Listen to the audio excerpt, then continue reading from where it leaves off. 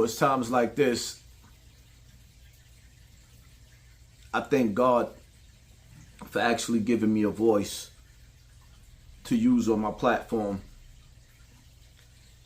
Growing up, my grandmother and my mother used to take homeless people in.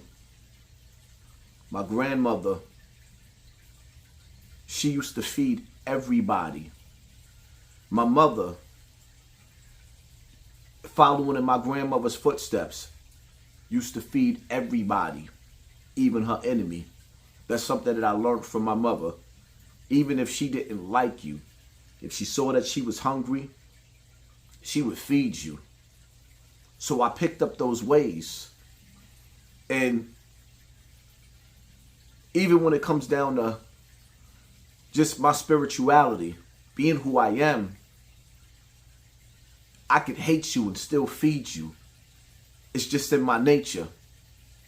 So, with that being said,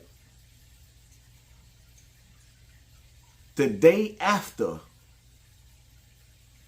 Donald Trump was elected to be president, he didn't even step in office.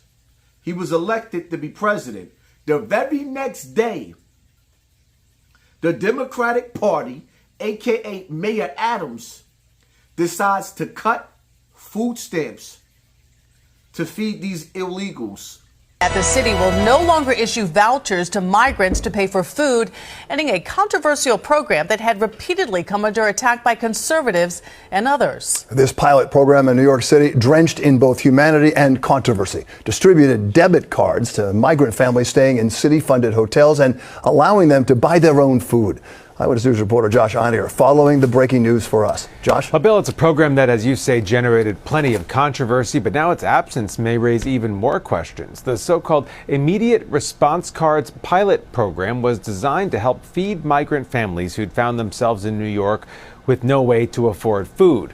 The one-year contract provided what the city described as culturally relevant food to 2,600 migrant families, allowing them to basically buy what they wanted. A family of four with two kids under 5 got about $350 per week to cover food in a program the city said would actually save taxpayers millions a year. It also reduced food waste. You may remember the food the city had been providing in migrant shelters was seen as not culturally sensitive to the needs of some migrant groups, and it ended up just going to waste. For more than a year, the city was groaning under the weight of more than 200,000 asylum seekers. Officials say the migrant population has actually reduced lately. In fact, a massive shelter on Roosevelt Island is in the process of closing. In the meantime, Mayor Adams spoke on the phone yesterday with President-elect Donald Trump, who had vowed during his campaign to mass deport migrants. Aside from congratulating him on his win, though, Adams today would not say what they discussed. These border jumpers. Because there's no nice way to say they came over here illegally. As a matter of fact, the red carpet was rolled out for them when they came over here to do dirty work, to replace us with our vote. So now that Trump hasn't even gotten in office yet, voting is over, the election is done, and you snatch away their food stamps just like that?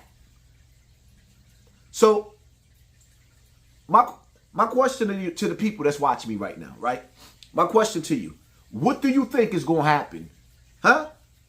Ask yourself a question. When you got to look at your family, your kids, your loved ones, even yourself, and you know there's no money coming in, and you ain't got no job, what are you going to turn to? A life of crime. So now basically, until Trump gets in office and turns around and unleash hell on these people, aka the police, aka whatever you want to call them, ICE or whatever you want to call them, people are going to turn to the crime. They're going to turn to crime. It's bad enough people in America had to live or had to worry about their houses being taken over by these border jumpers. But nevertheless, my whole thing is regardless to what, you don't just stop their food like that. You don't just stop feeding them like that. You don't do that to nobody. No, I do not approve of that. My mother didn't raise me like that. My grandmother didn't raise me like that. To just stop feeding people? Nah, absolutely not. So then these people that ain't got no more food stamps, when they see you with your plate and you eating off of your plate, what you think they gonna do? What do you think they gonna do? A hungry person is not going to starve. On top of the fact that they released people from prisons over into our communities over here in America. Some of those people might have decided, you know what? I'm going to come to America and I'm going to make a change. Even though we seen clear as day, some of them came over here and decided to do whatever they want to, even shot police. But the reality of it is that now that they done unleashed wolves in our community, who you think is going to be the prey? And the sad part about it is, in places like New York City, they don't have stand your ground laws to protect us, and we don't even have guns, legal guns to protect us. But I'm going to tell you like this, people, I'd rather be judged by 12 than carried by 6.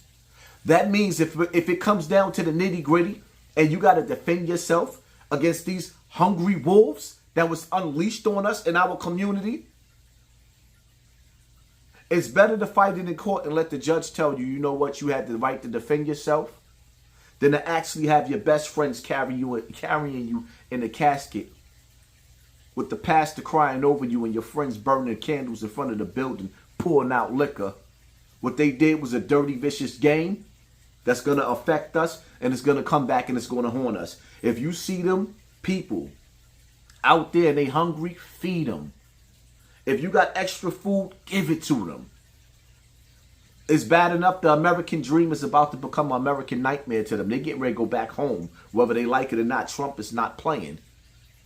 And I stand with Trump on that. But no, I do not agree with not feeding these people until they go home. Absolutely not. It's wrong. That's my take on the situation. Hit that like button, hit that share button, hit that subscribe button, and pay attention to your circle before they hurt you.